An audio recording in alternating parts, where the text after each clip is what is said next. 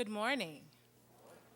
To Pastor Orr in his absence, Concorde faculty, staff, graduates, and friends, I have the great pleasure of introducing our commencement speaker.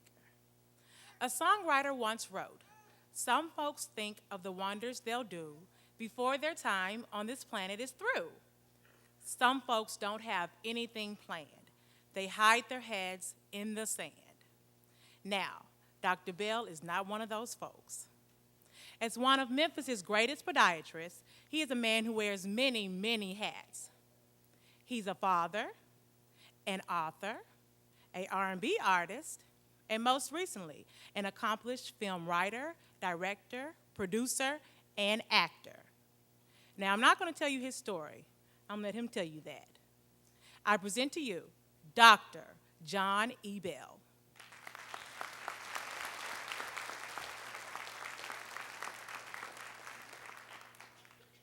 So much. I want to say that I am just honored to be here today. And today is a wonderful day not only for you, but today is a wonderful day for myself. And it's always good to have a wonderful day just for yourself. Can I be a little selfish today? Because every now and then, I sat in the same seat that many of you sat 16 years ago. Right in the same unique situation. Graduating, holding on to the moment, not knowing what the future will hold, but having the faith to hold on to the future. Am I talking to anyone today? That is the unique commonality we have. And if I had to put a theme on this moment of selfishness, if you don't mind, I would have to say, today is the beginning of your journey, but don't stop here.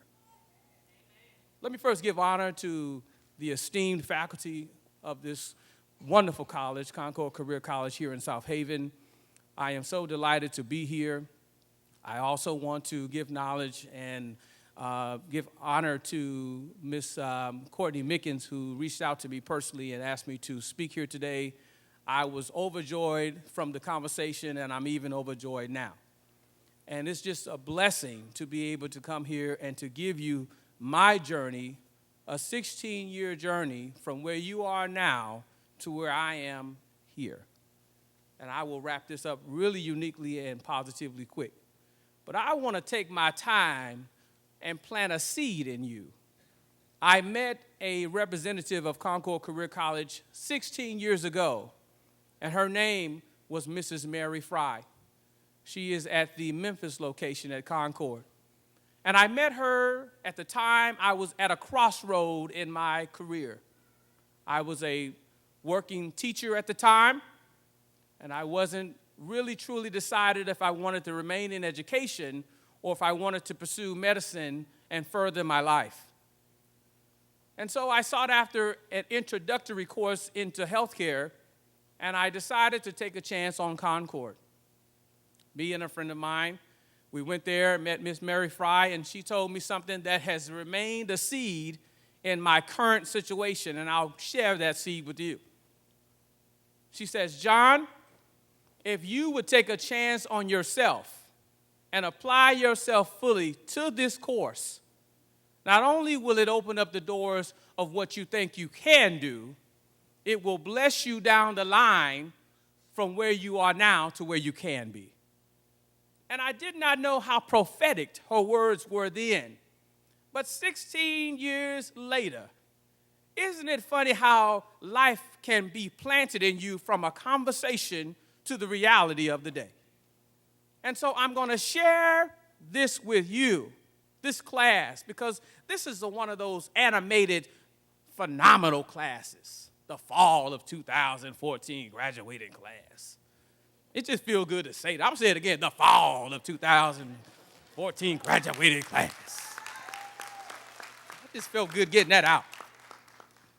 Well, I was at my crossroad, and I started there, and I was nervous because I had one job that I could leave and start a new career that I did not know the path of, but I knew I had to make a decision. So we started these courses up here, And I had to come, I don't know if many of you could share this opportunity with me, but I started at the classes, they met from 6 o'clock to 10 o'clock at night. That's because I worked in the day. Anybody did that? Well, I did that. And the ironic thing is that when I would leave my job, come to Concorde, sometimes I was tired. I didn't eat dinner sometimes. I was running, trying to make it, praying I wouldn't be late. And when I got there, I met women there who came from various unique circumstances, very similar to my own. And I was the only male in my class. And they would say, you know, Doc, I wasn't Doc at the time. They said, you know, John, I would leave the house in the morning, take my daughter and my son to school, race to work, come here, and I may not see my baby before sundown. And at that time, many of them would say, you know, we're just trying to make a change in our careers. We're trying to make a change in our lives. We're trying to do better than where we are right now. And I had so much respect for those women at the time that I was in class with because they reminded me of my mother. My mother was a single parent, not a very high level of education at the time, 4 children to feed, food stamps, welfare. I'm a product of that. At that time, we used to get those block cheeses and Farina cereals and canned pork and canned peas. I think it was called the WIC program at the time. But I tell you, that grilled cheese was good, and the peanut butter was good, and I haven't had Farina cereal that well since then. But it kept us alive. And in the meantime, they used to have, I don't know if they still have it, but they had those food stamp coupons. We used to call it the funny money time of the month. And my mother would take out those coupons, and it had 1s and 5s and 10s and 20s, and she would be so happy to get it because she knew she would be able to feed us. Oh, I'm not ashamed to give you my journey because if it wouldn't been for that, I wouldn't be here. Can I be myself one more time? So, as we got to know those young ladies, they shared their trials. We became close with each other. And then we started to have to diversify and keep the mannequin alive. It was called Keep the Mannequin Alive Night. And I don't know if they still do this, but there was a mannequin that was hooked up to a machine, and we had to breathe into it. We had to pump his heart. We had to make sure we checked the pulse, the respirating. We had to look at the EKG. We had to look at the monitor and make sure he was still alive. And I was nervous and trying to pump him up. And I said, if I can keep a mannequin alive, I know I can save a life. I knew then I was on the right track. I would teach the students out of my heart, but something made me get home, take a shower, pick up a book, come to class. I knew I had something going on that would transform my life. Right here at Concorde. And then we started the injection night. I don't know if y'all ever did the injection night, but the first time we had a foam arm. It had the antebrachial antebrachial vein, and we had to inject it at a 45-degree angle. We had to learn how to draw up the injectables and make sure you get the bubbles out. And then finally, we had to get a lab partner and inject each other. And draw some blood. Woo! I tell you, that was the scariest time of my life. I went home and studied the books, read about how not to get a hematoma in my arm or have somebody get a hematoma in my arm. And finally, it was the night that I had to get a partner. And she was as nervous as I was.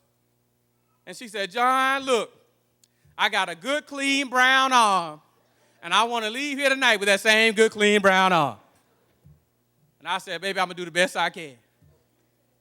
And before we got started, she said, well, can we pray? And we still good friends to this day.